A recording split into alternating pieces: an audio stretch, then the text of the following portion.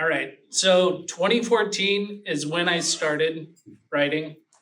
And what I did was, back then I was selling stuff on eBay. I loved to find stuff for cheap, turn around, resell it.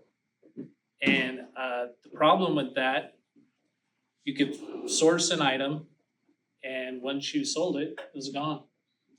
And I came across Amazon, and it was purely selfish at that time. It was like, hey, if I write a book and someone buys it, it's still there. That works. That made sense to me. So I started random books about how to clean an RV and stuff like that. And I did that for a few months, but it was boring. And I was looking at fiction, and I was like, if somebody buys a book about how to fix a problem, they're not going to come back. And that's not a very good business model. So I was like, okay, this fiction thing, well, I don't like reading fiction. I like nonfiction, but not a big reader. So I'll write down this guy's name. You guys probably know him, Brandon Sanderson. You guys know him? I don't think so. No. He does fantasy. Oh, fantasy. And he taught me so much because he has a YouTube channel called Write About Dragons. Nothing to do with Christian stories, right? But what he does teach is world building, dialogue, all the components of good storytelling that you need to put stories together. And they're short little videos, and I would listen to them whenever I could in my free time. And then I started writing fiction. I started with science fiction, and I started with fantasy because, I like video games and hack and slash, so I tried that.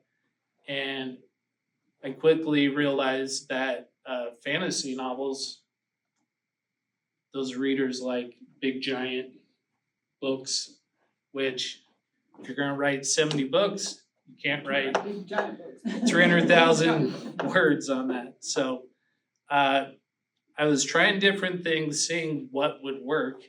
And I came across Christian romance because I'm a Christian. I love the Lord, and I was like, let's try it out.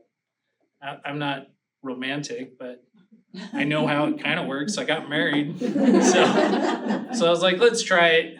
And that book did really well. And I was like, you know what? I'm going to quit my job. No. Yeah, January 2015, I said goodbye to the job and went all in with Christian romance.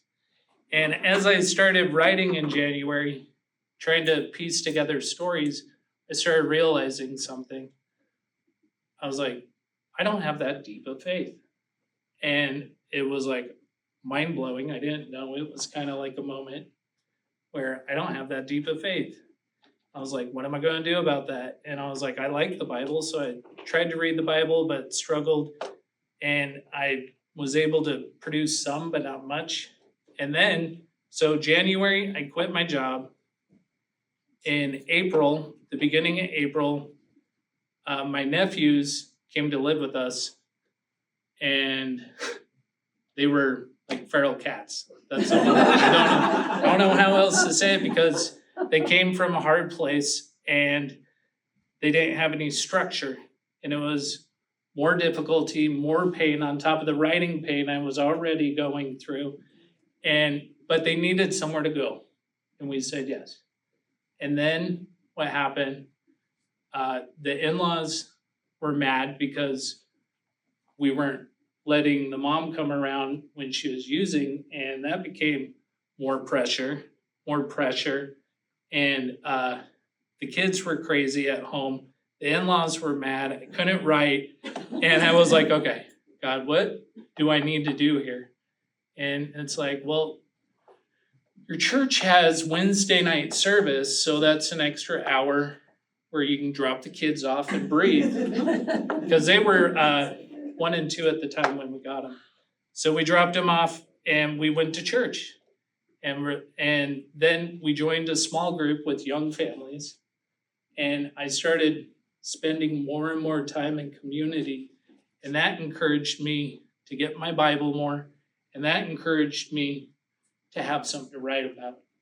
And that really, really helped. It was all the pain, the hardship, the pressure was a catalyst for the change that God knew I needed in my life. Even though I kind of went at it originally with selfish motive, wanting to, quit my job, eventually I did get there.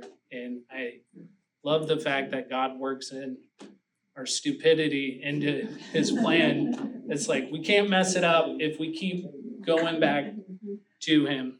So, yeah. And then fruitful years, 2014 to 22. I wrote about 66 titles, somewhere in there. Most of my writing took place during that time. And a lot of the drama going on in my life, I used it for inspiration. And I wrote contemporary. So when you write contemporary, you don't have to research as much because it's, It's now. it's right now. Yeah. And if you're struggling with something, I realize that God can use that as therapy. As you're reading the scripture, as you're applying the logic of God and his word and his design for our life, it makes sense. And yeah. So that was fun. And then 22 happened, 2022. I started feeling burnt out, a little tired of writing, wrote a couple books and got tired of it. And I felt like I need to go back to IT and get a normal job. And as a writer full time, there's a lot of moments where you look for jobs. Like you're like, oh man, the story's not flowing. I should give up and just get a normal job type thing. But anyways, I landed a job and everybody was happy about it other than my dad because he believed in my writing. He was like, dude, that sucks. So I was like, it's a stable check. Come on, Dad. And he's like, no, you're right. I was like, no, I'll be all right. And then 2023 happened. In March, my dad suddenly passed away and I couldn't write a word. And it was like that for a long time. And looking back, I realized that God went before me and he provided that, because I would have lost my mind if the full-time writing was our sole income. And then I had to try to write when I couldn't because of the grief. So, yeah, that was terrible. It sucked. And it lasted until last year in summer, I began writing again. I felt the fog lift off.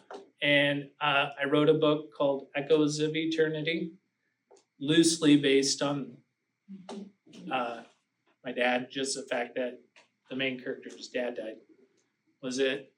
But through that book, there's a lot of tears, a lot of prayer, a lot of difficulty, but I was able to get back to writing last summer. And then the end of 2024, I started another series. I released a book, I don't know what months, but this year I've released 2, and I have the third one coming out probably in a month or 2.